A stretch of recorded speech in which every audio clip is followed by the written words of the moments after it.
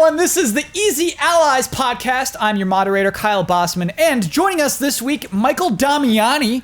Hello, everyone. Daniel Bloodworth. Hey. And, as always, Brandon Jones. Almost as always. Almost as always. As most of the time. Yeah, as most of the time. Good to be back. As never before, Michael Damiani, what are you doing here? I've been asking myself that for a while. I don't know how I got here. Yeah, okay. No, I'm kidding. No, I'm back. Doing Easy Ally stuff.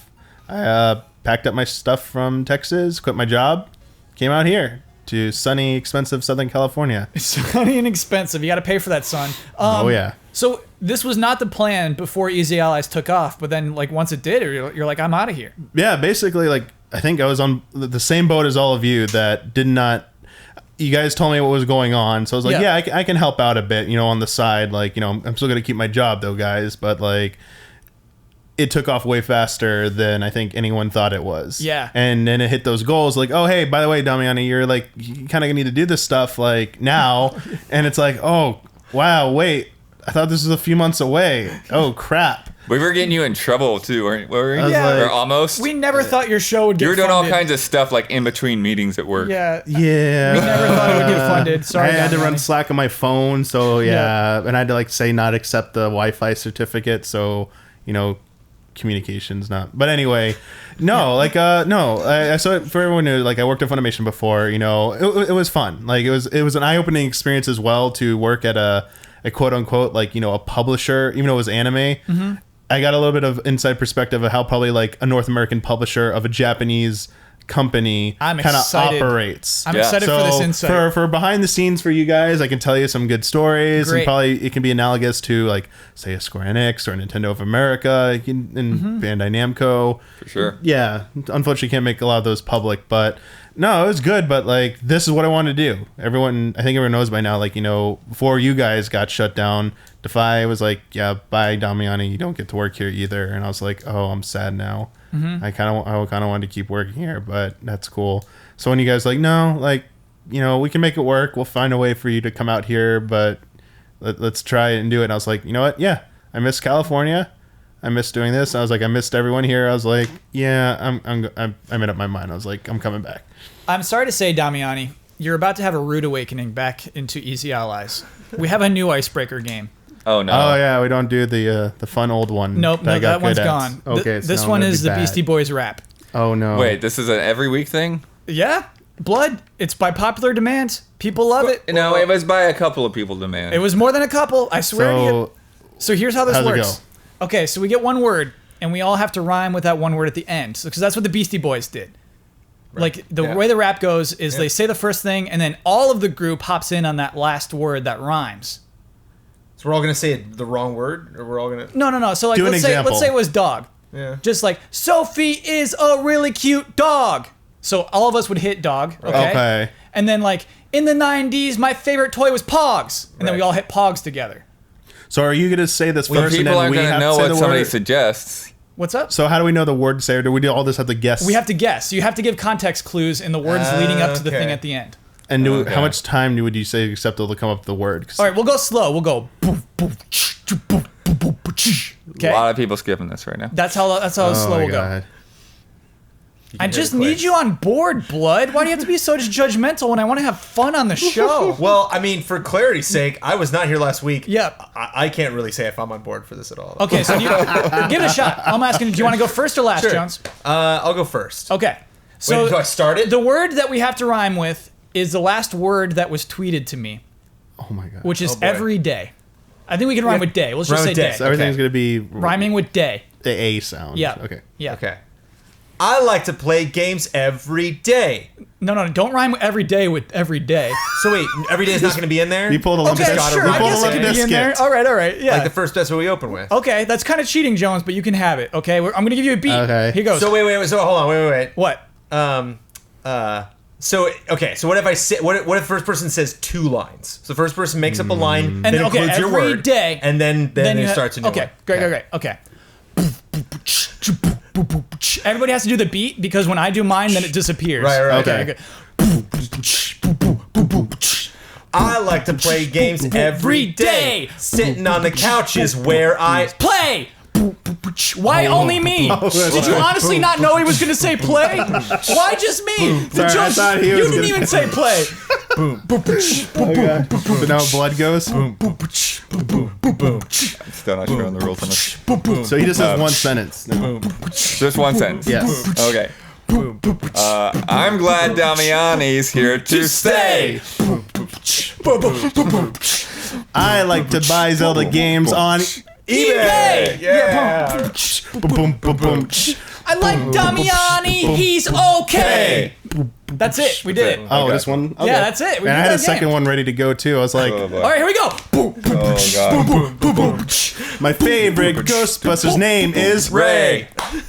I don't know the names of the guys. yeah. I was like, got it. Egon? Is it going to be Egon? Yeah. Fake man. Oh, sorry. God. Do, Ray, Egon.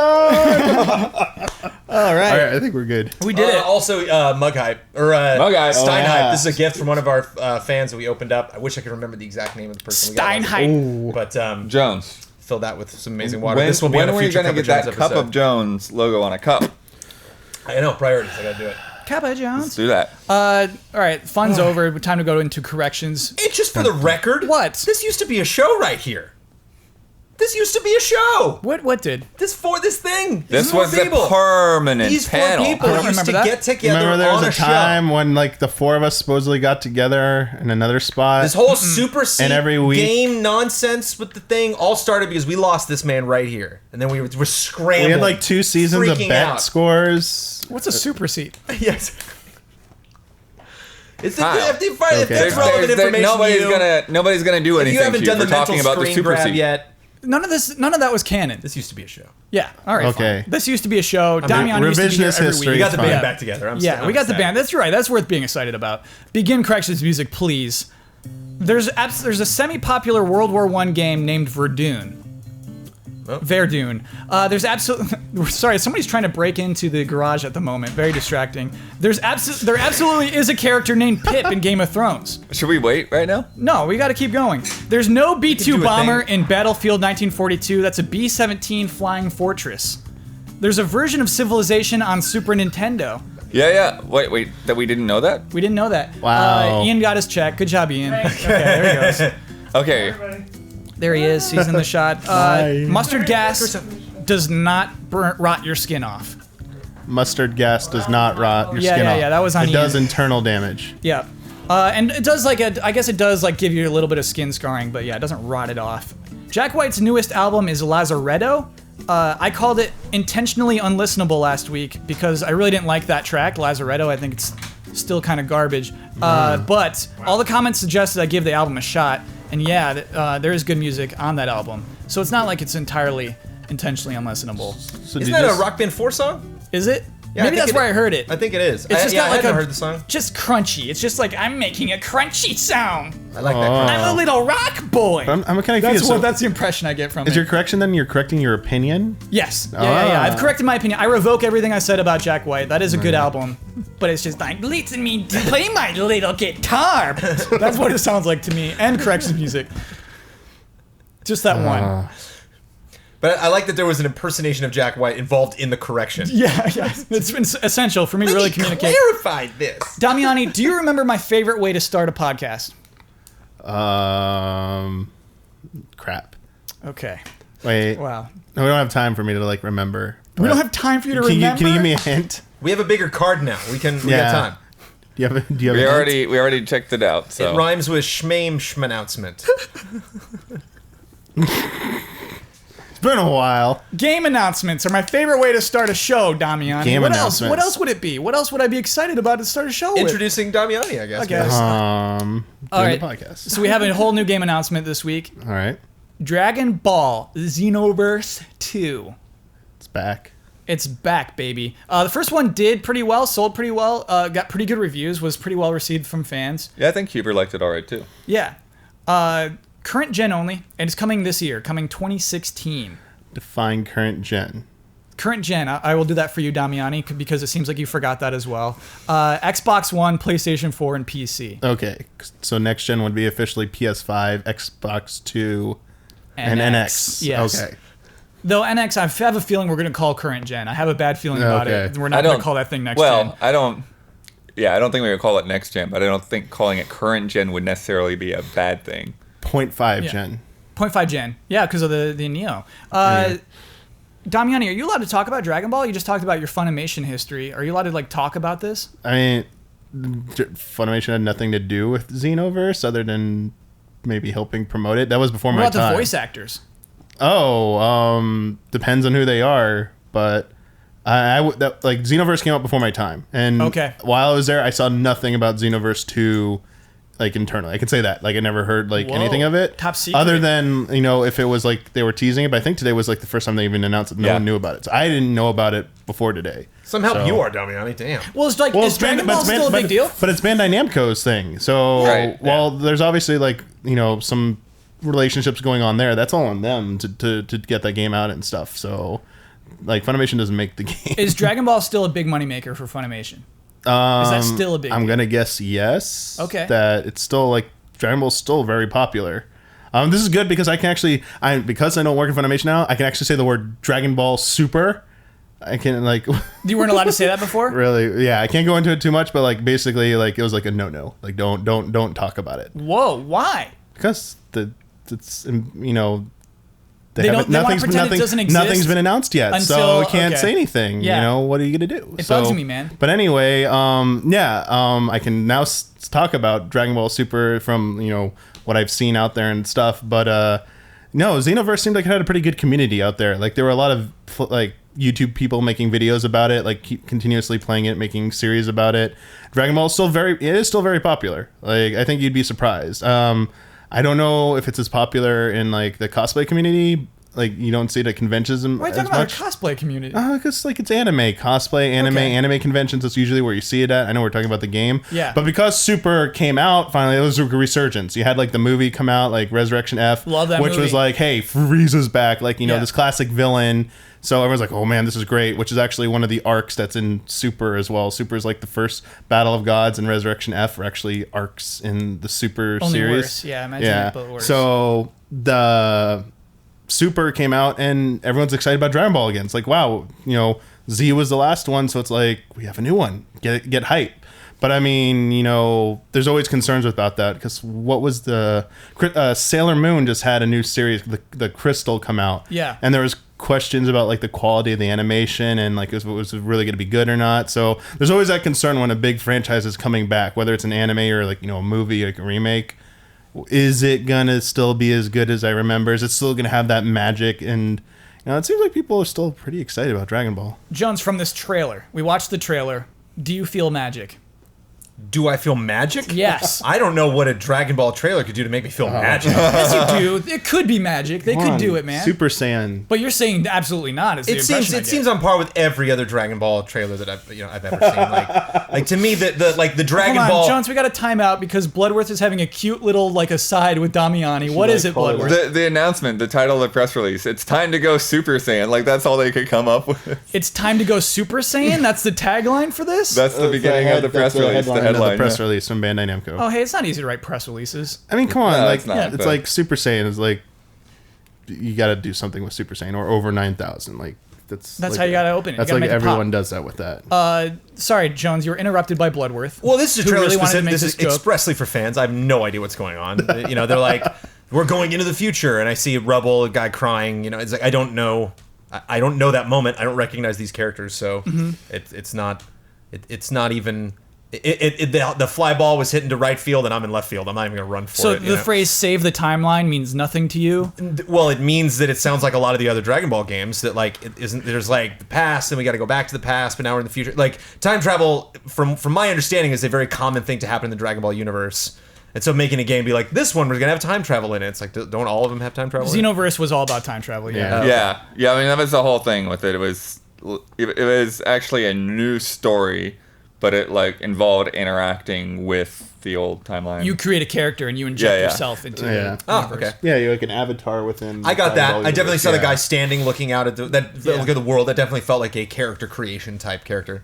So, Blood, why I brought this game up, why I want to talk about this in particular, is not too much the game itself, what we saw in the trailer, because I think it is a bad trailer. Just the titles are bad, like what they're just...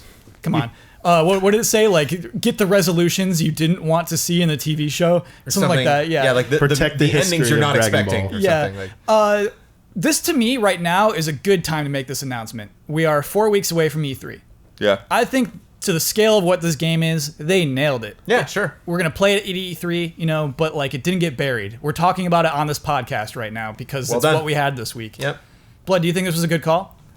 Yeah. And just like looking over it, they're emphasizing that there's not a last gen version this time. So, they're talking a lot about, having more graphics in the environments and more customization options and all that kind of thing. Because that custom character was kind of one of the big features, that you weren't playing as anyone else. You're playing as your own character. Yeah, you could even do Majin Buu's race. I thought that was pretty cool. I hope they give us more new races. I think that'd be awesome. Yeah, I mean, I guess that's really that's all we can say about Dragon Ball Xenoverse 2. It's There's not a lot of That's all you're getting out actual of me. information, really. Yeah. Yeah, that's what it is. Hey, it's coming. Good job announcing it now. Absolutely. It would have gotten buried if you saved that for E3, I believe. Yeah. Surprised they didn't save that announcement for Anime Expo, actually. When is that? That's July 4th weekend. It's after E3, so it's like plenty of time. Or even Comic-Con, which is like a bigger focus on like, pop culture and arts. So you said it's a good. You're saying it's good. It was announced because it's not going to get drowned out by E3, which I'm agreeing with you. Like announcing it now, it gets more attention definitely than if you dared to try and say anything about it at E3. But there are other events that they could have announced it at to get like more attention, and like an Anime Expo, like having a panel like, hey, we're announcing a new game here, like that could have been bigger. But at the same time, maybe. I don't know all the details behind it. Maybe something they they were obligated to announce it now. Who knows? I think they're just trying to get ahead of their E3 lineup and make sure people know what's going to be there. Because I think could be last true. week or maybe earlier this week, they're also talking about Tales of Berseria is the new one, Oh right? yeah, the one coming out later this fall in Japan. Why I think that's interesting, though, what Damiani just brought up, is that in this game, in particular this game, and we're going to talk about the next game in a very similar light, I think there might be more Dragon Ball fans. What Damiani is suggesting is that the people who buy this game are more Dragon Ball fans than they are video game fans. Right. Like, the audience is more attuned to watching the Anime Expo or more attuned to watching Comic-Con than they are The to people watch who E3. are like they're gonna be the more like core fans, like the target audience for that. Yeah, is that I what would, you're I would suggesting? agree with that. Yeah. So I mean, they gotta satisfy both groups. Like it is still a video game, and they need to make it. They need to make people aware that it's gonna be at E3. It's gonna be part of their lineup. So. There are still people who are really, that are on the other side, that are more into games, that are also into Dragon Ball as well, who they want them to know it's going to be there. They want them to come by their booth and play it. They want the press appointments. Yeah. And then they're probably still going to do something decent at, like, those conventions. I'm sorry, Damiani. Jones, when did this become tap on your phone show? What is this? Ian's messaging me. Why, Ian? What was so important? You got to say, what was Ian texting you about? Nope. He wanted to make sure that his check that he picked up did not show up in the podcast. He picked up his check that he left here, and as he was walking in front of the camera, said, "Hey, everybody." He might have flashed. And then you thought now is the best time for me to tap out a response to that with the camera rolling. I turned off the vibration on my phone so it wouldn't make a noise again. Oh as well. boy, oh boy. I just got to rein in this podcast. I got to crack the whip. I'm not cool with that. Blood, if you want to look up a PR, just say I'm gonna look up the press release. Oh, okay. I mean, Simple that's all I was doing. Was doing podcast something to give you Just more simple- information on this podcast That that I was got kind this of morning. timely. What was the information? that was What exactly timely. did you tell us about the video game? The title of it was pretty stupid. I Oh, enjoyed yeah, that. like, I enjoyed that. I little literally nugget. said something about Super Saiyan, and then Blood was like, "Hey, look what they put in their press release." Like, We got to move on. We got to talk about Yeah. Madden 17. It's not Okay. like I'm just like, So Madden 17 is another game in which I think a lot more Madden fans buy it than video game fans. Madden 17 is still one of the best-selling video games in a year. Yeah. Still. Yeah. That's crazy. And, we don't talk about it very much on this podcast. We got to interview them at E3. It was one of my favorite interviews. I really liked it because they love their game. Those guys really care about it the deeply. EA Sports guys. Yeah. Oh yeah. Yeah, What are absolutely. they called now? Tributron? Tiburon. Tiburon's always done them, but I don't know Yeah. if they actually have an EA Sports label anymore. If they just rolled it all under EA, I forget. That's still EA Sports. Okay. Heck yeah. They announced their cover athlete this week, and this is really where I want to transition into this discussion. All right, who is it? Rob Gronkowski. Am I the only? Yeah, Yes. you're right. Yeah, yeah. I've never heard of that guy. That just flew over the two heads of the All other right, side of the explain couch. for everyone, please, Kyle. He's just a big dum-dum on the Patriots who is He's extremely. I'm not a Patriots fan. People but know you I don't know like his the history? Patriots. They know. Okay. He's just extremely good at football. You put him on your fantasy lineup, you're getting points no matter what. He's just ridiculous. A touchdown every game, it feels like. But aren't people that hate the Patriots excited because of the Madden curse? Oh, maybe. I'm not, as I don't believe in things like that. Got broken. But I'm sure some people are. You're wringing their hands together. Yeah, well, look at Gronk. He's going to get it this year. But I want to talk about that. I want to talk about this being a prestige thing still. It means something to be on the cover of Madden.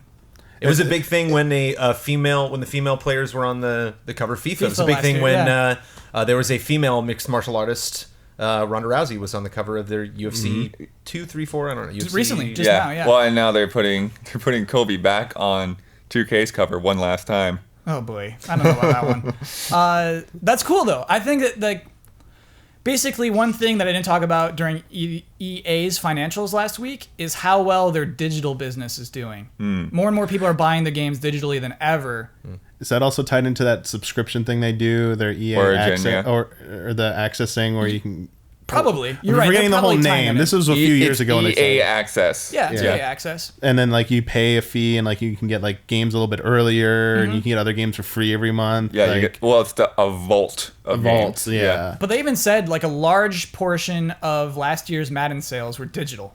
People are just downloading it. Yeah. Yeah, those I'm gonna guess like the target demographic for that, as you were saying, like, you know, sports fans, like people who play sports games or into sports culture, they probably do not care about many other video games. Like, I hate to be stereotypical, but there's probably one or two other games a year they even like have heard of. Like you tell them like what a Mario is, they're like, Mario's like that old game. Like they're not gonna say, don't go that far, Damiani. I'm joking. You know, I'm being extreme here, sure. But their purchasing decisions are probably only influenced to they buy 2 or 3 games a year, and Madden's like a tentpole event for them. Yeah. And like you said, the prestige for the cover, it's because in that community, like as an athlete, you've made it when you're on that cover. Like it's seen like that's like one of like the tenets of you're a superstar. You are like one of the, you know, you're either a high speed athlete or that you're MVP that season or something about you, like you stood out. Like you probably feel good about yourself. Like, yeah, I'm on the cover of Madden. I mean, I don't play Madden, but I'm guessing like a lot of those games now,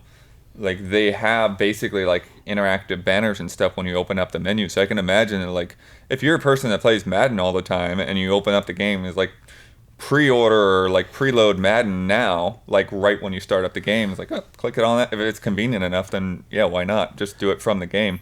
And I mean, like, think of these people. They're playing like fantasy sports. They might be doing. I don't know if I want to bring up the betting stuff. You know, the one that's under assault right now.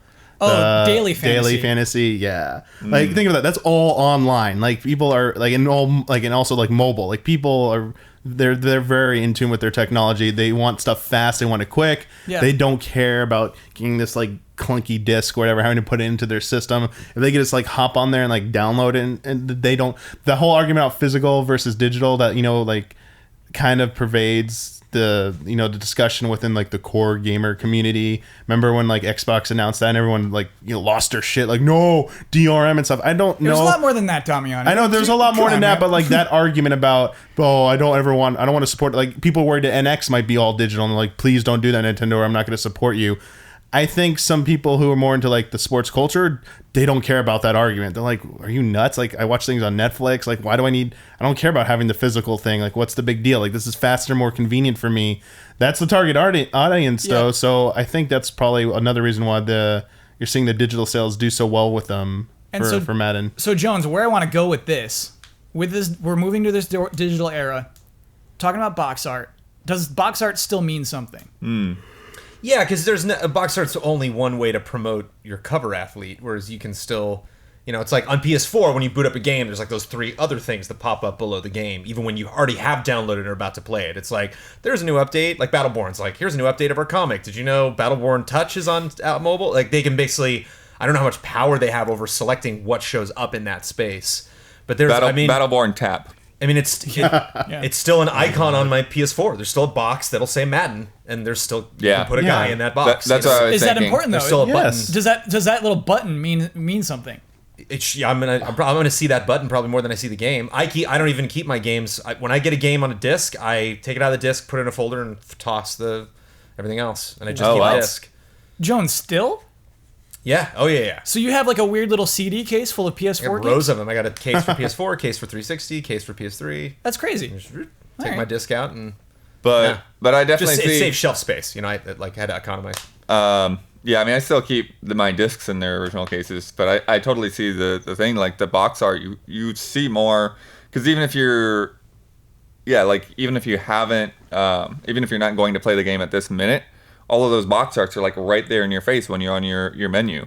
You know, even if you haven't played it for 6 months, You see it more than box art. You'll see it there if Yeah. it was like the fourth game that you've played. You know. You see it more than the games on your shelf.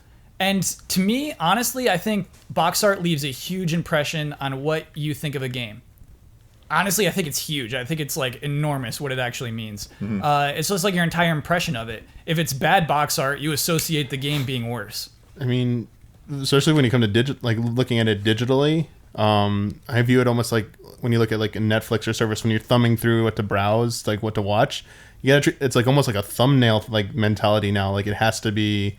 Right. It has to be easily recognizable, but like it has to be iconic. And Madden has a very iconic. Like you see a football player, you're gonna automatically assume that's Madden, even if it's not. That's like they've done such a good job with that. Like the single like player pose on there, that is like Madden staple. So having that like and then a recognizable player, or at least the jersey, like you can tell like the jersey from the like the logo and the colors and stuff. That's pretty iconic. So I think at least with Madden, like it's super important to do that. They can't just like put like change the box art to like some generic like team shot or something, like something that's too small or whatever. For the physical product, I mean that was a different time when it was only physical, but you got to think about how people are seeing them on their devices as well and now. like Redbox, heck yeah, dude. Like anywhere, like it needs to be like it's way more if you think about people like physical's going away, like artwork design's going to be less. It's like more important than ever. Like a lot of money is put into researching and figuring out the best way to grab people's attention, grab those eyeballs, and I think Madden's done a lot of the work already, so just keep doing what they're doing, and like it's pretty iconic.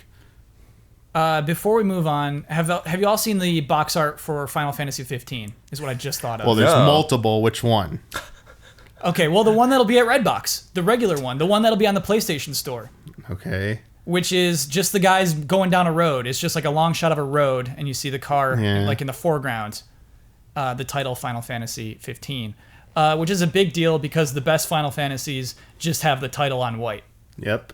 And that was pretty iconic. And what I love is that if you buy it reversible, you can just flip around to the case, the sleeve in the case, and you will have that white. You have the Amano art or the logo art? Yeah, the Amano logo, absolutely. That's great. Okay. But, like, because I thought of it during this conversation, like, does that register? When you're looking at a page, when you go to Redbox, you're at 7-Eleven, and you look at a page of games, does this Final Fantasy 15 one stand out? If it's not the logo, I don't think that stands out. From what I saw, that doesn't seem very special about it. Yeah. But I mean, it can't also be too like cluttered. It can't be too noisy. You can't have too much going on, and like especially when you think about a Japanese RPG, like they do like those character montage or the collages of like all the characters trying to be stacked in there. Oh, like that's like stars. You're just like a Tails cover. It's like what the heck is all this on here? Whereas like that simple logo like Final Fantasy, I don't know if it's like it's mainstream enough, but definitely within people who follow gaming news and stuff. You saw that white, you saw that font, you're like that's Final Fantasy. Like and it's gonna have a Roman numeral at the end. Like I know, like that's how you tell which one it is. Final Fantasy 12 had a weird cover, and I just want to say I really like Final Fantasy 12. I'm sorry for saying the best ones. Shoot, that's a lengthy discussion. So, do you hear that? It's podcast halftime. Wow. The following are the official sponsors of Easy Allies for the month of April. Michael Kazachenko, Michael Favacci, lots of Michaels. Scorn, an atmospheric horror adventure developed by Ebb Software, set in a nightmarish universe of odd forms and somber tapestry. Go to scorn-game.com for more information. YoYoTricks.com, a tutorial website for teaching people how to yo-yo. To buy yo-yos and learn how to get started, visit YoYoTricks.com or their YouTube channel. All of these links are available in the description. Thank you to our sponsors. Thank you, Jones. Good to be back. You did a great job last week. Yeah, I had to shout from a distance. Yeah. That was. You scared me, Kyle. What did? Like that break right there. I like it was Welcome totally. to the show, Damiani. I was actually scared. I was like, "What's gonna happen right There's now?" music playing too. Like, you don't have to give the audience extra music. There's music playing. All right. Just wanting to let you know from my. I looked like I was a crazy person. Yeah. I was the only one. I was like, what, I heard it. What Yeah. are you about to spring on me? Yeah. I Just didn't hear it. podcast halftime. Podcast man. halftime. All right. I want to talk about Doom reviews. Doom. Haven't read 'em. Doom. is reviewing very well. I also haven't played it. Doom. On Yeah, social yeah. media too. People are freaking out on social media. a Yeah, lot. that's blood. None of us have played it, so I don't want to talk about the game itself. I want to talk about how last week we were meh on the game. You were mad. I was out. Sure, the panel was Yeah, meh. I was also Yeah, I out. wasn't. I didn't exist last week. Way to go, Kyle. We, as in Easy Allies, I had 4 people here who were thinking the game was going to be meh, Okay. including Huber, including Ben. They were. I like, will say that I don't feel like there was a hype for the game Yeah, pre-release. yeah, absolutely. We trashed on it so much pre-release. I think it was because of the multiplayer beta, which was actually a different developer who worked on the multiplayer. I think that beta hurt it. But yeah, I want to talk about that. I want to talk about how the review embargo. Nobody got a review copy until the day the game came out. Actually, So the minute it released, Yeah. is when I got the review copy. Yeah. that's pretty cool, I think, because we had such a turnaround. Last week we were saying, hey, is Stellaris better than Doom? Is Doom sucky? And we're like, yeah, probably. Doom's probably going to be pretty meh. And it's not. Doom's great. People are having a great time with Doom, but nobody had any idea until it came out. And I think that was actually a good thing. I think that sudden surprise of Doom being pretty okay has been good for it. And so yeah, I want to gauge the panel's impressions on this about review embargoes. Whether you think they should have put it out, let people review it sooner, or they would have had better press or anything. Where do you stand on this stuff, Blood? It's hard because from what I understand is the most positive impressions have been coming from single player. Yes. And the reason that they didn't give it out to people is because they, for whatever reason, they didn't want to deal with setting up private servers and private multiplayer matches. They wanted everyone to experience multiplayer and snap map in a live server environment. That's so funny. So that's why that happened. Didn't Battleborn do the same thing? They were like, because of our servers, you don't put out any reviews before it comes out. I think so. Yeah, Battleborn makes sense because you got to be online for every single part of Battleborn. sure. So Including yeah, buying, that's, packs. that's so you gotta funny do. though. Is that's what Doom was. They were just like, no, you gotta play multiplayer before you do the review, and people hate the multi. That's so funny. Yeah, so I'm surprised. I'm slightly surprised because I think they could have gotten good buzz if they had done some kind of single player impressions embargo, but no final score kind of thing. Sure. Damiani, do you believe in that? Do you believe in pre-release buzz? Yes. Before, from personal experience now, seeing how people like treat it from from a marketing and sales standpoint. So I'm going to call them quote unquote influencers or press. You want that positive buzz to kind of lead into the release because you want to convert anyone who is still unsure about the game, who hasn't pre-ordered it yet, to get those last minute pre-orders. But you also want it to trickle into social media to help with the anticipation because social media is so powerful for driving kind of the grassroots and like word of mouth and positivity for a game that wow, if I don't care what the if the press is saying it's good, but and all my friends are saying it's good, then man, I really need to try this out. It helps it kind of spiral into something that could be bigger potentially. Yeah. And you don't always have control of it, but the best thing to kind of ignite that, the best chance to ignite that is to give, if you're confident in your game, give it out to press or give it out to influencers to give your opinions on it. Obviously you don't want them to talk about the whole game. That's why you have the embargo and restrictions on certain types of content, but you still want those thoughts out there. Far Cry Primal is a recent example of a thing where it was sent out to a lot of, as you call them, influencers. And, they would make videos and just look I fought this monster. You know what I mean? Yeah, I wasn't too happy with that angle they took on it, but sure. Damiani loves that angle, Bloodworth. I don't say I personally love that angle. I just say I can tell you why it happens. Oh, okay. Right. Yeah, we get people why it who happens, care about people who care about the sales love when that happens, and they can get into a whole other discussion about journalists versus these influencers, who's really more valuable to them about early word of mouth saying it's good. But at the same time, yes, if you have the ability to put your game out early to certain people and you're confident it's good, you should do that. Holding it to the release day, unless there's some reason, it seems like it's more multiplayer centric game. Yeah, that's very funny. Like MMOs, and if they don't have test servers, or like online games where this worried like we can't give you the same experience until the server's up, or not putting the servers up until the day it goes up. They, it sounds like with Doom, it's like we want you to have the genuine experience. We don't want people to do all this work to have it in like a closed environment. And you all are going to experience it together as is. And it's just so funny that was the part that people liked the least to me. That they're protecting the multiplayer, and that's like not what they wanted at all. Yeah. Jones, where do you stand? Do you feel like you got the short shrift here, and like they didn't give you a preview, they didn't send that out to press, they didn't give you a review copy earlier? Do you think that's necessary?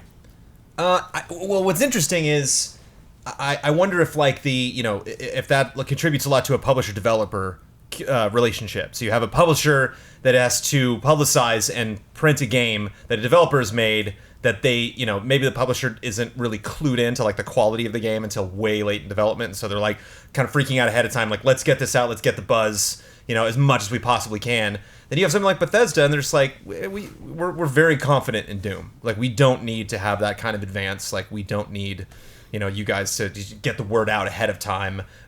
Judging by what else this game is going up against by the time of release, like, we're totally fine. We don't need that day one to be earth-shattering. Because there's nobody else that we have to impress. It's just us. Like, I mean, you're right. Who else does this all the time? And it is because they're multiplayer centric. Is Blizzard? Oh, Blizzard sure. pretty much. I would be surprised if we got more than a day or two early Overwatch, if we get even that. Yeah, and I mean, it's good to bring up. I totally forgot. I blanked on it. Bethesda is the same studio, same publisher who put out Fallout 4 last year, months after announcing it at E3. Right. You're right, Jones. They do have that confidence in their products. It's kind of admirable, really. And I think, even in the case of this, where I also wonder if it's something that they realized, they're like, this is just Doom. Like, we brought Doom back, we did Doom great again. And I wonder if they kind of struggled with selling that. They kind of realized, like, maybe we don't want to do 40 trailers for this thing. It's just going to be Doom over and over and over and over and over again. Yeah. Like, Huber was telling me things tonight about the story. I was like, wow, is a story? Right. I wonder if that would have kind of been perceived with a certain level of camp, that they were like, you really just need to get into the game to understand kind of what we're doing here. And we're worried if we oversell it, that we'll just show you lots of fire, lots of rockets, and call it Doom, and you get it. And and if you're an early adopter, if like, I love Doom, I gotta play this out of the gate. Like, the people that I see online, social media playing Doom, I'm like, of course you'd be the people that'd be playing it first. But I love that they're digging it, man. I love that they made the Doom that those people wanted. Yeah. I want to officially say I was totally wrong on this one. Yeah. I was smelling a different kind of game than came out, and I was 100% wrong about Doom. Still haven't played it. Right. So I'm assuming I was wrong. I want to talk about E3 because this week Sony announced when their press conference will be, and so now we basically have everybody. Cool. So here we go. Let's go to Sunday, June 12th. We have a whole new press conference. Well, kind of. EA at 1 p.m. Oh, yeah. Well, they're earlier. Yeah. Yeah. Normally they would be Monday. But they're I forget the name of the place now, but it used to be Club Nokia. Is that the one that's now Microsoft? Well, the Nokia Theater is now the Microsoft Theater. Okay. Club Nokia is now like some Clovo or Ovo, or I forget what it's called. Oh, it just got like one of those weird names. It's at LA Live. Yeah. But it's by Microsoft. They have that as well, I'm pretty sure. Yeah. But I've done production in that space. It's definitely a smaller space than like the Nokia Theater or any of the places where typically would get a press conference. So I'm very curious as to what that space looks like in terms of what they're going to do with it. Like, the stage probably won't look that different, but when you look at how many people are in the audience, that's going to look smaller. And then I have no idea where they're going to put game demos, because they want people to play games in that space too, unless they're going to be in the adjoining clubs, which they're all kind of like the Conga Room and stuff like that. Like, I bet so, but they're all The whole connected. space out. I think, I agree with that. I think they would do that. That's exciting. I think that's going to be huge. I mean, there's still 4 more episodes before we go into deep E3 stuff, so I'm not going to do too much like guessing about like, oh, what these games are going to be there, these games are going to be there. But I like that countdown. Didn't think about that. What countdown? 4 more podcast episodes. 43. Yeah, dude. Yeah. There's 4 more? Including this one, yeah. Okay. Including this one, we have 3 more after this, leading up to E3. And so, yeah, if you want us to deep dive into press conferences, those will come. Bethesda, same day, 7 p.m. Pacific time. So 6 hour spread.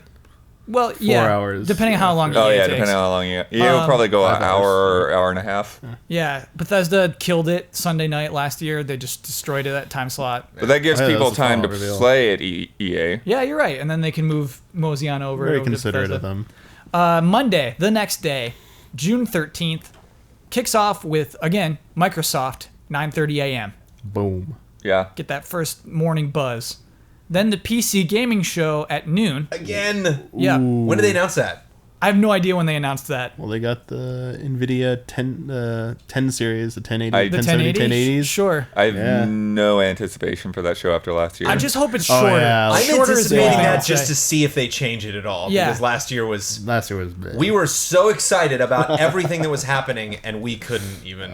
We just could not connect with that. For I an think we extended started period of running time. trailers of like things that we were excited about. And we'd from the check day back before. in and be Yeah. like, "How's that doing?" Like, "Oh, they're talking to, Todd Howard." who's It wasn't. It wasn't. Yeah. It wasn't a show, really. I mean, it was the show, but it wasn't like a press conference. It was more of. It's like a super long talk show. Was it a Yeah. glorified panel About or PCs. something? Yeah, it I was think like panels people. will say It was like technical, it was yeah. like people just sitting down and doing like normal interviews and. Oh, like TGS press conferences where they just have the two guys sitting on the stools. Like I'd that? say less entertaining than a TGS press Oh my. conference. Okay, never mind. Yeah, I would Yeah. say. But they can do it. Yeah, lots of room for improvement. Ubisoft at 1 p.m. So Whoa. I guess Whoa. no matter what, we're not giving the PC gaming show more than an hour because we'll be Right. changing No way. the channel. No way. Wow. Yeah. That's kinda Ubisoft funny. at 1 p.m. That is EA would normally be there, and Ubisoft would normally be at like 3. 3. Yeah. Right. So Ubisoft wants, I guess, that European audience. They're going up earlier. That's cool. And then later that night, 6 p.m. Pacific time is when Sony is doing their press conference. Sony is maybe a little bit earlier, but not by much. Yeah. Get a nice little 3-hour gap there. Yeah, you get a little, little time to do like some. Stealth Nintendo press conference. No, don't count on that. Press conference halftime. The Zelda conference. They're doing their. Have they announced when they're doing that 1 hour Zelda thing? Yes, that is Yeah, the it's next day, Tuesday, Tuesday, 9 June a.m., 14th right? at 9. Yeah, Damiani's got it exactly. So right before doors I open. don't follow Yeah. that at all. I won't be watching it this year. I'll be sitting in those lines outside the doors. Oh, yeah. Yeah, you're going with me. Yeah, We're all going. I'd Screw much that. rather go straight to don't- do it that event Yeah, myself. we don't care about Reggie playing it. I Yeah. don't want to see Reggie play. I'd much rather do it myself than have Yeah. Reggie play it for me. Forget that. I see no value, even if I'm at home, even if we didn't get badges, I still don't want to see Reggie play that. Would you watch Bill play it? Bill Trin. Yeah, I would watch Bill play it. I bet he's pretty good at Zelda. I think he's probably Oh, super yeah. good at Smash Bros. I bet he's like pretty good at Zelda. Yeah, I as well. actually don't think it would be Reggie playing it, but I don't. Yeah, it could either be it would just be Treehouse guys, or or they would do something with Onuma and Miyamoto on the side like they did before. That does make me think about something. Uh-oh. Since there's no direct, No direct. and there's just the NOA Treehouse Yep. live stream. Yes. Do you think the new Nintendo president's even going to be at this E3? Kimishima? Do you think he's going to be there? No. Think he's going to show up? No, he doesn't. No, clearly Nintendo does not think E3 is that important this year. All right. I think they've made a clear statement of like, it's a pretty big deal. We're going to have our own event later on in the year. That's when we're going to put in all our chickens. 1 week later, NXCon. I would love if NXCon is 1 week later. NextCon. Anyway, Yeah, no, I believe that. I think they're really Okay. they're coasting through E3 this year. yeah, it's kind of weird. Like, do you think that? I'll ask you guys. Do you think Okay. that Nintendo actually planned to do more at E3? Because they have to book these spaces in advance. Like, they couldn't have. They couldn't have always been planning just to have Zelda there. I refuse to believe that. If you believe that, then that's cool. It'll be interesting to hear that. Yeah. But I think they had grander plans, and I think more recently, in the recent months, they decided to pull back and go with some, like they called an audible, and Yeah. they were like, only Yeah, we only have Zelda. I wouldn't be surprised if booth bookings aren't like a stacked year thing. That like you're maybe not only buying this year, but like multiple years. I'm just like, oh yeah, this is our spot. We're reserving this for the next 5 years. Like it might have been something like that. Sure. Yeah. Well, I also think I think that it's very likely that they didn't want to get muddied up with whatever PS4K and Microsoft these rumors are. So it's like, let's not be in the middle of that and be seen as some kind of also ran half system. Like let's do the Yeah. NX on its own. Wow, Blood, that's a fantastic point. Yeah. I Like, totally hear you there. There's probably going to be bad buzz coming out of E3 about those two products if Xbox has one. Yeah, great point, Blood. And then the NX by itself is going to be like all good news. yeah. Hopefully. Yeah, no, don't even worry about it because there's a whole new Mario game Okay. where you get to control with the right analog stick. You can control the camera. Right. That's gonna be a big deal. Let's be honest. They want to do it on their own, not just because they don't want to get lumped in with anything else happening at E3, because they probably feel there's some issues with how they revealed Wii U. They got 2 E3s with Wii U. They got burned. And anyone, they can say whatever they want, but I think everyone else outside of Nintendo unanimously agrees they did not do the job right to get that information out there. So it sounds like they might want to just do it on their own terms. Like, let's have a dedicated event. Let's do it however we want to do it. No pressure, like from like outside influences from E3 and stuff, and give it the best opportunity to be fully understood. Because it sounds like it's going to be a complicated concept one way or the other from all the freaking rumors and stuff. Right. Like, we really don't know what the truth of it. You know, controllers, is it portable and set top? Like, what the heck? Like, they probably need some time to explain the concept. And after everyone was like, is Wii U just a peripheral or is it a new? Like, they don't want that again. Like, they can't have that again. So, Brandon, so Nintendo thinks it doesn't need to show up at E3. Do you think E3 is worth it? Before we move on, do you think E3 is worth it to everyone else? Is Nintendo the smart person? I don't see. I think Nintendo's not ready for E3. I think that's where they're at. Sure. I don't think they're making a decision like, oh, these things are totally ready to show, but we'll just hold those. I don't think they're ready. I think something happened and Nintendo's finding themselves in a really precarious position right now. Do you think like Sony and Microsoft have a lot to gain from E3? Because of Nintendo's absence? As an event. Does it make sense for them to go up and battle each other for attention for 2 days? Yeah. Why? I mean, it's kind of like Patreon. You know, it's like we could have done this on our own if we would have wanted to. There are cost benefits of like setting up our own payment system and doing our own thing. But like, it's really nice for Patreon to just like take care of a lot of the business issues that we don't have to worry about because they're already an established company. They also are supporting Mega 64. They're also supporting Kind of Funny. They're also supporting, you know, like all of these already established amazing things that people are familiar with the name Patreon. So us being involved with them is already getting us a level of prestige and exposure. Okay. So if you are a part of E3, if all of us show up into town, if everybody from Seattle and New York and Miami and Texas, and everybody flies in, hey everybody, what's going on? They're like, oh yeah, I can't be there next weekend. But next month, if you guys can, no, we're done. I go to 4 events the year. That's it. It's all I have money for. It's all I have time for. It's all I have energy for. And E3 is one of them. E3 is the LA event of the year in video games. Show. Yeah. Yeah. So I'm always a huge supporter. Even if it actually becomes a financially horrible idea, I will still support E3 because it's just such a fun party. It's exciting for me as a consumer of video games to get excited for it, and so it's gonna be tough for me to back out of that excitement. Damiani, you have a thought you've been hanging on to. Besides saying like that, I love E3 and like I think anyone being there is worth it. I'm still confused about why only Zelda is there. I don't want to spend too much time on this. Really, we can maybe save this for like another episode. We're not. But no. This will be the end of it. We're not having this conversation again. They have other announced games. They have Pokemon. That could be arguably bigger than Zelda as a seller. It is, and it's not going to be at E3. Right. So why is it only Zelda? Like I think there's more than just the I think that they unprepared probably aspect. Like people saying like they weren't prepared for NX. That could be partially true, but there's got to be something more to the Zelda thing than that it has such a big focus. There has. All right. What is your theory? What are you thinking? So they keep saying they said that thing about there's this new thing about the Zelda that you've never seen before. Yeah. They always say this. Who that's said changing this? It.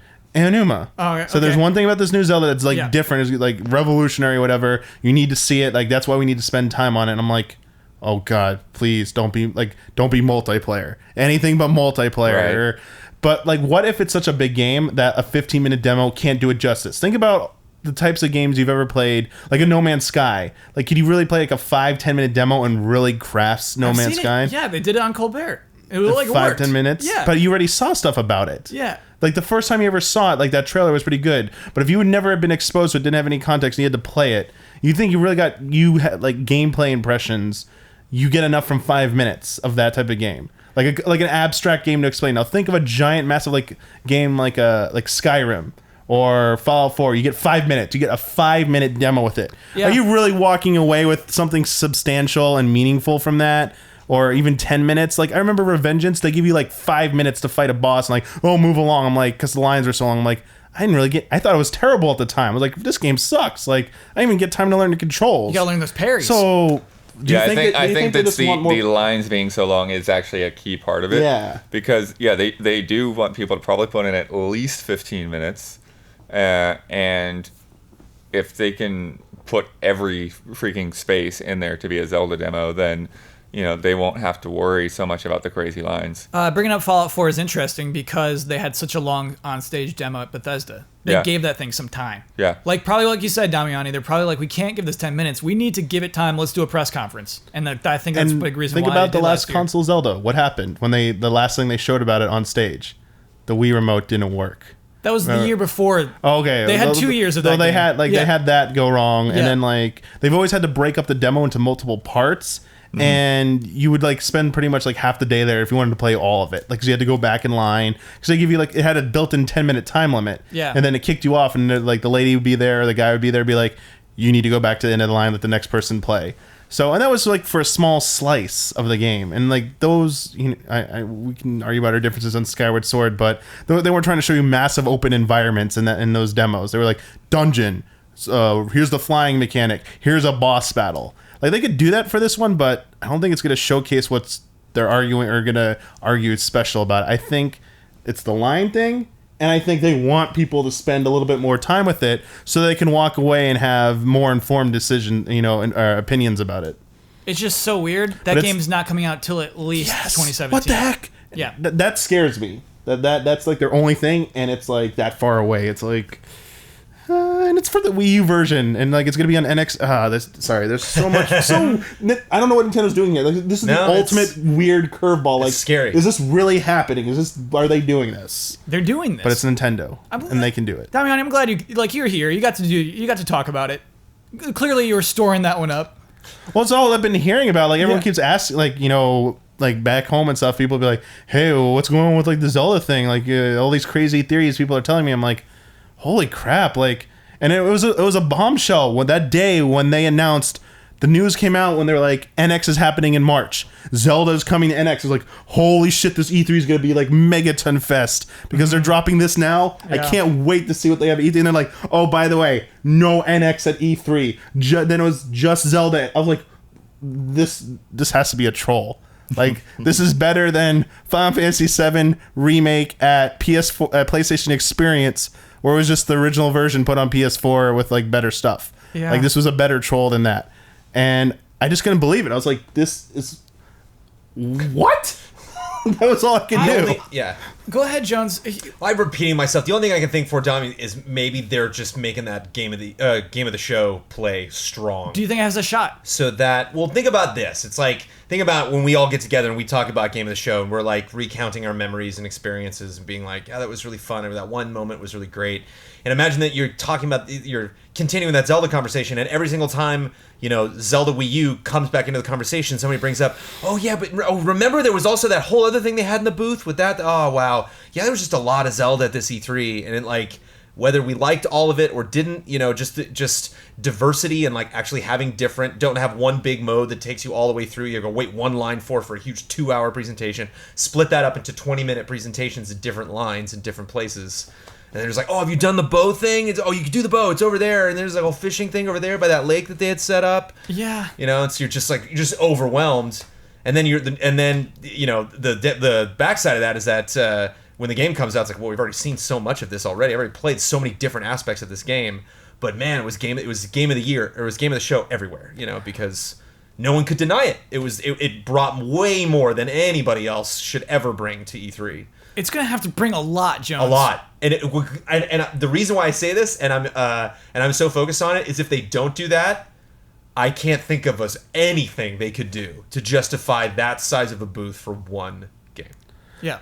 Other than the show's finally over, and then like 2 days later, all these embargoes lift, and we're like, they actually had a lot more. Okay, we didn't, like, they actually did bring a ton more. They just said they weren't, and we all saw it behind the scenes, and we got NDAs, through the nose, and now we can talk about it. I'm so scared that's gonna happen. No. I don't know that there'll be an embargo thing, but I do think that there could be more games that are like behind the closed doors, like not actually on the floor, I hate but like those. you go up to the top room, and it's like, here's our 3DS lineup and that kind of thing.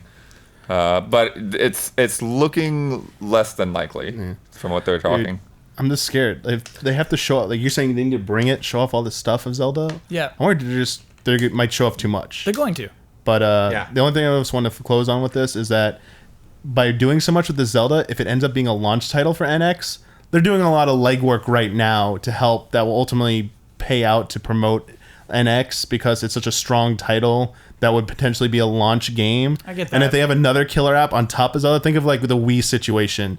All this build up, this hype they're making for this one game. They're like, oh, by the way, this is going to be a launch title on NX. Mm-hmm. You've seen all this stuff. You really want it. Then they drop the bombshell where you're going to play it first on NX. The Wii U version will be a few weeks later. You know, that staggered release crap they did with Twilight Princess. I get that, though. But it's a way to sell the NX without selling the NX. Sort of. Yeah. But that's still not enough to me. Like, that's an okay thing to work towards, but not enough. But anyway.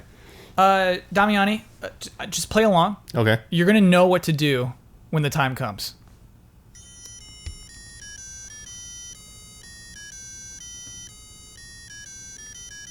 Love and respect. Oh my god. I don't think he knew what to do. That's what he was clicked. supposed to do. To me, Yeah. it's obvious. It's completely obvious. The Furby takes you there, and you know exactly the words to state at the end.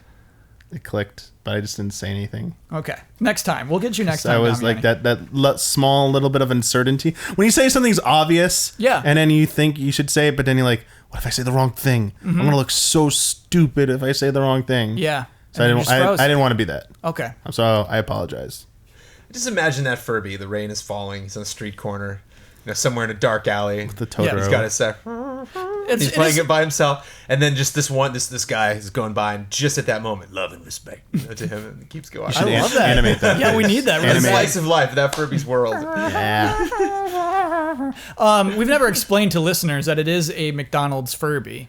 Oh, that's where it's from. Yeah. Okay. That's like a McDonald's toy right there. And he's With wearing no a jazz fur hat. whatsoever. He's got shades, and he's got a little saxophone between his two large feet.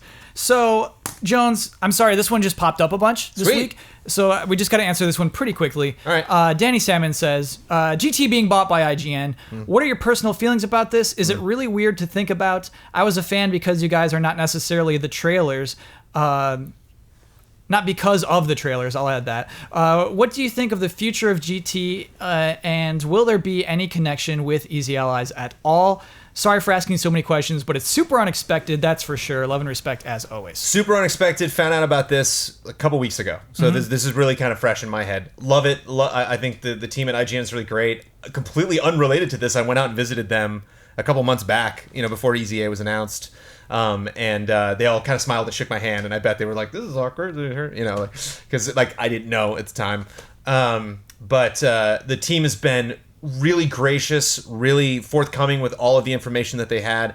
I think it's kind of confusing for people because they want more information, and they're just they don't necessarily themselves have the idea of if we were going to do a new show on the YouTube channel, we don't know. I mean, we'll think about that later, It doesn't seem like they're hiding anything. It seems like we knew we wanted the archive because we all love your stuff and we're big fans and we wanted that. And we knew that, if no one was going to take this URL, if no one's going to buy that .com address and buy that YouTube channel, that we were in a position to do so. So I can't say enough good things about it. It doesn't feel like they would want to continue the shows that we do or take a name from an old show that we're doing and do that because Lord knows IGN already has enough shows and all of them are really based around the people that they have. They're they only continue doing some of the old shows even if they're made like a Greg Miller, left and they're like, oh no, we still want to do an Up at Noon or we still want to continue doing that stuff because we have the people to do it. It's not just the name that will carry that. So yeah, they've been putting up the old retrospectives up on YouTube. Yep. If you want to go watch the Final Fantasy retrospective, you can do it on youtube.com/GameTrailers. Yeah. And you kind of said it in the in the message that you sent us that and this is one reason why we haven't really focused on trailers so much was that's where Game Trailers started, where it ended for us, when Defy shut it down. We were still trailer centric, but it wasn't necessarily the bread and butter, the thing that kept us going day after day. We kind of had that around what games we were focused on, our live streaming, news, events, and all of our personalities. And trailers are a part of that, but even if we do hit our $45,000 stretch goal, which we just announced today, which is Trailer Jones, to do a trailer show again, that'll still just be one of our many shows. So I am excited to have a company as big as IGN coming in and being like, let's try this Game Trailers thing. Let's try to run a site called Game Trailers. We never had trailers on our YouTube channel. We couldn't, that's right, a you can't do hard that. No, actually, we did. Exclusives every now and then? Or I don't know way back about in the day? exclusives for sure, but we definitely, like, some of the highest rated things that we had month to month were actually, like, old Assassin's Creed trailers and stuff like that. It's a tough legal thing to pull off on YouTube, because it's obviously, if you're a publisher, you don't want people going elsewhere for your YouTube link. You want it's a little weird. It's not exactly legal, but it's weird. I definitely think it will be good to have that central place, and I think it is a thing that requires like that larger team, like we used to have and like IGN has now, to have people that are constantly keeping an eye on that stuff. It used to be a thing that I would first thing in the morning every day at GT, I would spend the first 2 or 3 hours looking through a set of bookmarks I had on Japanese websites, and just any video they had on GameTrailers.com. That's funny. And to really pull that off, like you need to have enough people to where that's not eating into anyone's core part of their day. The only part we haven't answered is, what does this mean for Easy Allies? This means, I think the only thing this means right now is a more open relationship with IGN than we would have had they not done this. Oh, hey, no, what does that mean? Just means I met a couple people at IGN that I never knew, that are going to be in charge. That were in charge of this announcement. I don't know how involved that I was communicating with. They sent me the script. We went over the script that I read, and so it's like, hey guys, and they're like, hey, big fans, and like, I believe that. Like, there's a way to can that. There's a way to write something and be like, I get those emails all the time, like, hey, Easy Allies, big fan, and like, okay, versus like, no, I liked it. I started watching here. I liked this show. I liked it when you did that. Well, even some of the stuff, like I was surprised at some of my stuff that like was there, like with this announcement that they've uploaded to the YouTube channel, and like, I had never like put that stuff on YouTube because I wasn't sure about content ID and stuff like that, and because they have the structure to where they don't have to worry about it as much as a smaller channel does. They just put that up, and like that was kind of obscure stuff. Yeah, Backtrack. They've highlighted Backtrack. Yeah. They've buried Final Bossman. It's buried. It's fine. They posted the Easy Allies patron information in the video. They put a link in the video to click on. It is in the description. Like, I was chatting with them back and forth in the comments just to make sure everybody was cool about the situation, and like they were really playful and happy, in their replies to me. And so it means we got friends there. It means we have support from them and what we're doing. So much so that they've gone above and beyond to promote us during all of this, and so that's good. So that's great. So that's great for cool. That's great for Easy Allies that we have another ally in them. There's nothing in the works for us to work with them. Jones, that was supposed to be a quick answer. You really blew that one out. I know. I feel like I'm in a cup of Jones right now. Let me give us a quick question. Let me give us another one in here. This one might be fun. Yeah, I'm sorry, everybody. I'm sorry, everybody who wrote deep, thoughtful questions. We have some really nice ones. But we got to go with a fun one. So here we go. This comes from Brandon Patton. We actually got a lot of questions about this. So Tetris is officially getting the big screen feature film release we have always wanted. Give us your film... That was sarcasm, by the way. Give us your film pitches for the plot to your dream version of the obviously sci-fi thriller Tetris the movie. And then a little quote from the Blue Planet CEO, Maya Rogers. Just like playing the game... Maya Rogers? Maya Rogers. Okay. I mean, I'm just reading the suggestion. Because Hank Rogers was the guy who was originally worked with Nintendo, right? Hank to Rogers. get the Tetris rights? Holy crap. That I will allow you to look up. If you want to look that up, that's 100% cool. We need to look that up. I'm trying to remember that story. Here's a quote. Just like playing the game, all the pieces are falling into place with bringing an epic sci-fi thriller based on Tetris to the big screen. So, Jones, what's your idea? I got 3. You have 3 ideas for this movie? Well, I got Holy a dream crap. one. I got a dream one, and then there's others that it's like, well, you could do that. I mean, there's the one that I would love that I think would be way deeper and more Oh my meta God. than Okay. a Tetris movie ever deserves All to right, be. Jones, let's hear your three ideas. There's the pixels. The Tetris come and try to kill us. Oh no, look at the sky. Here come Tetris pieces. And one's Is voiced that by the Jack dream? Black, and one's voiced by like God. that's what I'm expecting. Okay. Is Adam Sandler. like they're all dumb. There's something where like we get sucked into the world of Tetris, and There's no world of Adam Tetris, Sandler's man. in that too. It's not no, Tron. of course not. No, that's Yeah. what I'm saying. But like that's the dumb movie. Like, Okay. So that's the dumb one. What I think would be cute, but it was not my favorite idea, is if you were to actually like try to represent the like what it's like in like where are we right now? What is this thing that's happening? Yeah. And is it kind of like Toy Story where it's like, oh, there's so many Buzz Lightyears, but it's conceivable that each one would have an individual personality, so that you maybe follow each one of these separate pieces as like they fall out of the board, or like something goes wrong in the game, and it's kind of like Tron where they have to like all the pieces got to band together to like try to get back into the game or something.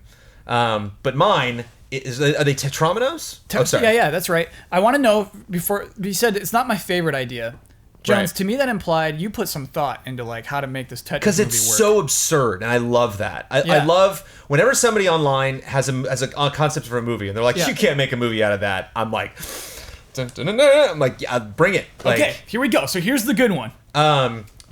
everything is made of tetrominoes, and science discovers this. They find some they fold a molecule in half or something, and that's literally there's Tetris in there. And they're like, oh my god, and Tetris exists in our world. So they see these pieces falling, and they know what that means. They're like, I'm looking at Tetris right now, and they like get back to the what's his name?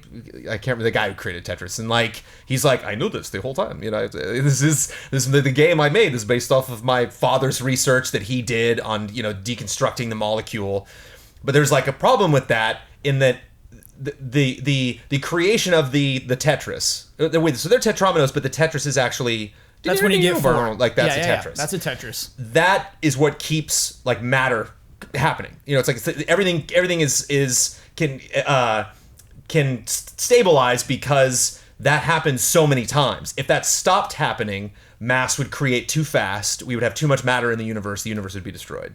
So that there's some kind of imbalance that one of these things that's created, all of the pieces within one of those instances of Tetris like kind of fumble out, and you basically get either a scientist or a little kid or some protagonist who has to like have these Tetris pieces, these small Tetris pieces that like he can only see that are in some test tube or something, and he's got to like get them somewhere or go into another dimension or something. Who's the villain? Who's the villain? Yeah.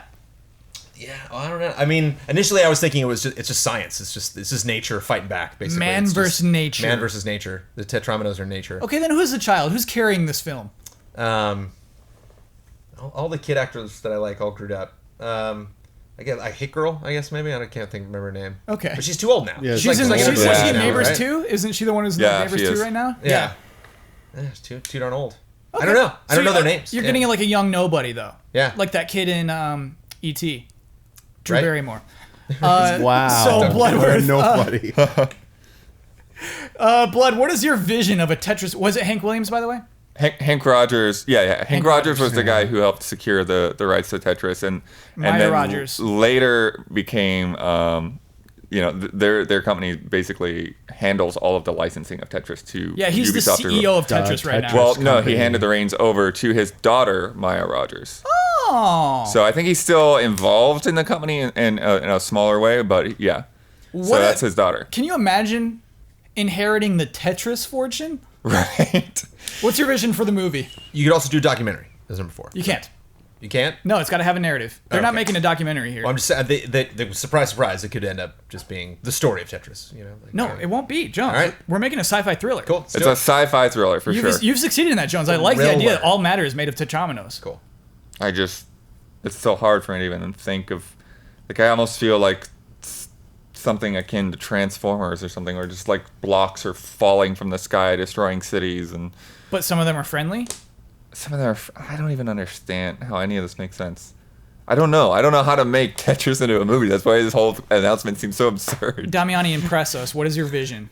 Okay, so we'll go with it is going to be a child lead actor.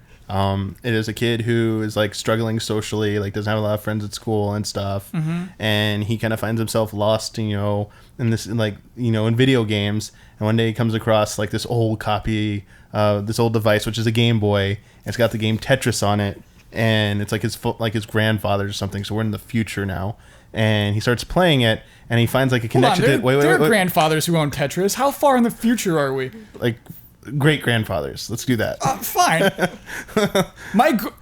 Old enough that the kid doesn't know what the heck it is. Like he doesn't know what a Game Boy is. So a lot of kids right now don't know what a Game Boy is. He just looks at it. He like kind of fidgets with it. Like even like double A batteries. I want these like quiet moments with like no dialogue where the kid's just like exploring. Like an art film. I like this this. Like touching it. Okay. Oh, that's how it like starts. Sure.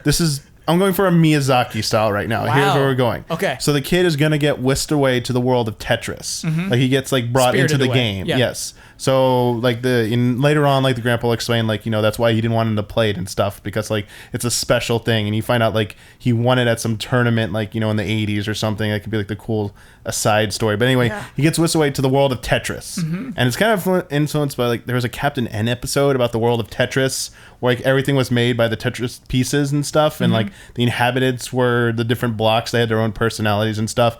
It's basically like a Spirited Away type movie where the kid is just like discovering the world, but like the ticking clock is he's got to find a way to get back. Like he finds that he likes the world, but I'm ripping off little monsters here. The longer you stay there, you're gonna become one of them. Nice You reference. can't stay there. So he would like visit it every so often, but then he starts staying there longer and longer. And like he has his like group of friends there. Like he meets like the What king. are his friends? The king. Like Like L and J pieces? Like I don't get it, man. How does he make friends with these things? because they're gonna be a little more humanoid or Okay. humanized than just what you're thinking. I think of just like block pieces. Like they're gonna be massaged a bit. We're gonna cheat just a little bit. Like the buildings and stuff, and like the streets are gonna be made of like the traditional looking blocks, but the inhabitants are a little bit more like lifelike. But I need a good like art director or someone like to kind of take that to reality. Anyway, yes, he's got to get out of there, but like he's like torn because he's found such a strong connection from found there. friends. Yeah, he's found friends He there. didn't have friends before. He didn't have friends before, but what he's going to discover when he comes back and his grandfather gives him the story is that like, hey, like I did this when I was little. Like you have a connection with his grandfather. Like he didn't have a connection with anyone. Like he's When like, he goes in the world, they're like, you look kind of familiar. what? That doesn't mean anything to us at the moment. Yeah. But it means like that was a hint that the grandfather was there Yes. before. Okay. Yeah. You're getting to my spoiler, man. Oh, I'm sorry. Okay, Like go that's on. the thing. Like they all knew his grandfather and Yeah. stuff. Like he was the one who used to go back there and stuff and visit as a kid. So he's rediscovering like what his grandfather was like. So he finds a bit of himself and stuff, and he gets more confidence. So it's not gonna like automatically make him like, oh, I'm gonna have friends in the real world or gaming's cool now or like something like that. It's more about self discovery. So he's gonna like figure out like I like understand my past. Like, and it gives him like helps him get over some of like his own personal demons or issues and stuff. So that's like the cheat Miyazaki Studio Ghibli version. I hear that. And then I'm not gonna go into detail, but it'd be cool to see a Quentin Tarantino version where each block has its own story out of order, and then they come together at the end to form the Tetris, and that's Wow. like you get the big picture. Okay, I Directed like by that. Quentin Tarantino.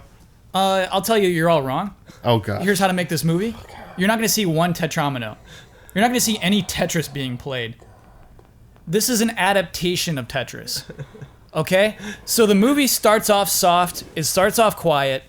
We lay everything out, and then it doesn't stop escalating. It gets crazier and crazier as it goes. Mistakes happen. Heroes fall. They break their legs, and it just keeps going and keeps going. At the end, everyone dies. There is no other way to end Tetris the movie than everybody dying at the end. So Game of Thrones. Yeah. Okay. Game of Thrones, but like with no Game of cool Thrones is moments. Tetris. No like soft like in-betweens, no quiet discussions. We'll have those at the beginning, but once all that pipe has been laid, we just rush through it. Bad things happen, good things can happen. Yeah, you can lower it, but it's non-stop escalation until just everything dies. I'd love to see like It's an so bad. Academy Award winner like Michael Giacchino or something, like just take on the Tetris themes. Yeah, you could do it, man. You just could get really in there and just open them up. Tetris has a lot to say. It does. It totally does. And the idea of like making it kids friendly, just like come in here and explore our world and then leave whenever you want to, that offends me as a Tetris fan. I would be miffed if it's a trilogy. By the way. You're gonna be miffed no matter what, Kyle. You're right. I'm Yeah, not and going like that. We can't guarantee any of our names, any of our ideas will come to fruition. But what I can guarantee is you will not like that film. I think I might like it. Okay, Martin Scorsese. I believe in it. Whatever. Get a young director who like really wants to say something. I think it could work. Let's do bets. Time for bets. Damiani, do you at least remember betting? Wait. Yes. Okay. Oh, we didn't do bets. We haven't done before. any bets. We didn't write any down. We didn't. All right, pass around a thing, Jones. I can talk about last week's bet in the meantime. So last week we bet on Doom and Homefront: The Revolution. We bet on which would appear higher on Steam's bestsellers list and by how many. That's basically what the bet was. I mean, does anyone here want to like even make a guess before I say what everyone did? I can because I know. Okay, yeah, Jones knows already. Damiani, which sold better today? Which is higher on the charts, Doom or Homefront: The Revolution? That's not it. Why bother asking? You know the answer to that. So here's how it broke down. Huber bet it would be Doom by 3. By 3? By 3 spots. Ben bet it would be Doom spots. Doom Okay. by 9 spots. Ian bet Doom by 4 spots. I bet Doom by 3 spots. Actual number, Doom is number 1. It beat Homefront: The Revolution by 13 spots. Wow. I'm sorry, Jones. That's a point for Ben. It's a point for the Green Lizards. There's names now. Yeah, so there's... Yep. So the two people in the middle, Damiani, have a team name. It's the Green Lizards. Okay. And when the word Green Lizards is spoken, you must go... Yeah, you got it. Yeah. Yeah. So we'll get to the point totals after that. Let's talk about the bet that we're working on right now. Overwatch will be released next week. It's coming, May 24th. On PlayStation 4, what will the trophy percentage be for the trophy called Level 25, Reach Level 25? Little background on this before we write everything down. I talked to Brad Ellis about this. I said, well, how long does it take to get to level 50? And he says, for average players, it would take 4 weeks to get to level 50. So I said, okay, I'm not going to bet on level 50. I didn't ask him about level 25, but that's where we're betting on. Percentage of people on PS4 who, on the first day, the end of the first day of the game being released, will be level 25. Remember, there are fractions of decimals. Goes to tenths. Jones writing down his bet. I'll write down mine real quick.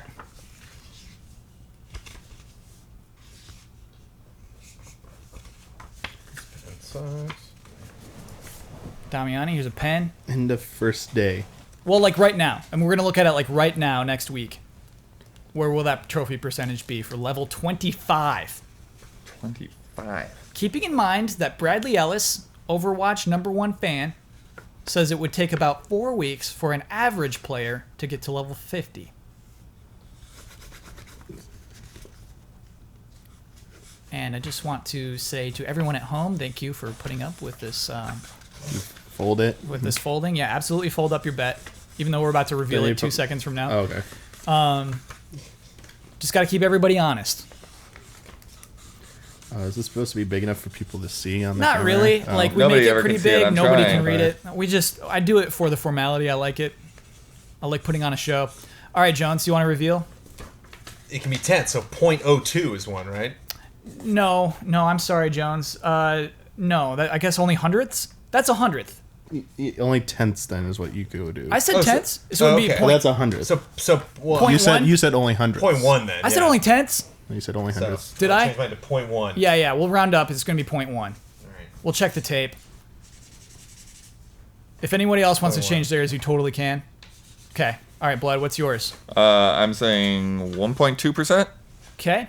Damiani. Probably a little high. I said 5%. Okay. Probably gonna guess they're probably right. I said 0.4%. Let me lock those in. So, Jones, we got the low bets. Okay, so as we just stated, Ben won. We all underestimated Doom last week. That's, I guess, the story of last week's podcast. So, yeah, Ben won by saying 9 spots. The Green Lizards now have 3 points. The Red Eagles now have 5. So it's 3-5. We're still ahead, Jones, but I feel it. I feel that change of momentum. Don't like I it. took a week off. I'm You're back in. Yeah. You're ready to bet. I feel Yeah, good you have about the winning this. bet right there. So, Bloodworth, because you are in the seat that Ben was occupying last week, you win the right and responsibility to tell everyone what your Twitter handle is. You get the final word on anything that was spoken during this podcast. If the host of the podcast was being snarky to you, you can take revenge this moment. You can promote any video you want on easyallies.com, and you get to sign off with your trademark sign off. Cool. So my Twitter handle is @dbloodworth2. Man, final word on anything. I guess I'll just say like I don't think that Nintendo is doing this because they're in trouble. I think that they have a calculated reason for whatever this nonsense is. It's not just a reaction as like, oh crap, So I think that there is a plan to back this up.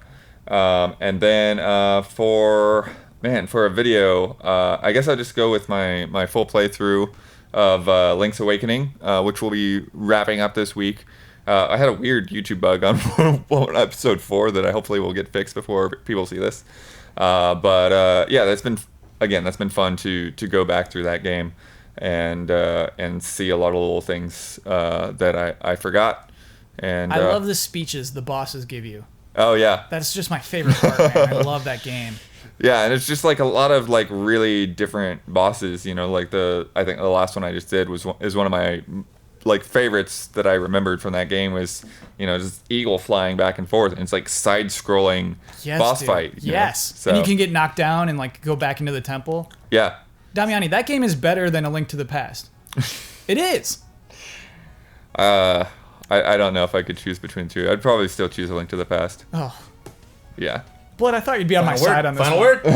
No. Final wasn't word final was word. the other thing. When we're promoting a show, we can all speak. Oh, great. But Hop in if you want to, Jones. Well, if you watched some of the earlier episodes, I'm on them. Yeah. Yeah. Well, yeah, I'll probably sure, be back here 'cause this they week. were Yeah. But yeah, we'll see you before the next Blood Moon rises.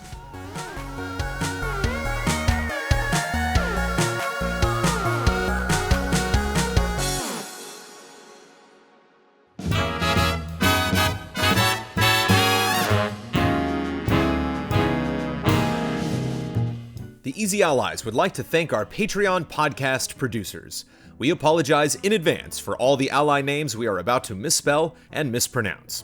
Ebb Software, Michael Favacci, Michael Kozachenko, YoYoTricks.com, Simon Anderson, Nick, Jesse Fish, Mango, Lucas Smith, Benjamin Goldberg, Aldira, Rick Argomenes, Bradley Spees, Jared Reif, Caleb Aranda, Richard Smuts, Alec Cook, Blue Suitor, Christopher Espinosa Nava, Boris Scherl, Peter Ward, Matthew Pauling, Datamouth, Marcel Markov, Serial Gamer, Christine E. Baldwin, Sihan Nohutku, Frederick Benander, Guillermo Sanchez, Jason Joint, John Philippe Legacy, Charles Wang, Osama Alarbi, Amit Khan, Kuvshinov Ilya, Gary Fair, Talenthus, David Witt, Chris and Rebecca McKeague, Michael Bisegli, Wesley Welcomer, Zachary Wingate, Peter Davis, Brad Lohman, The Banana Forklift Killer, Patrick Chong, Brian Woods, Dennis Lennon, Colt Doss,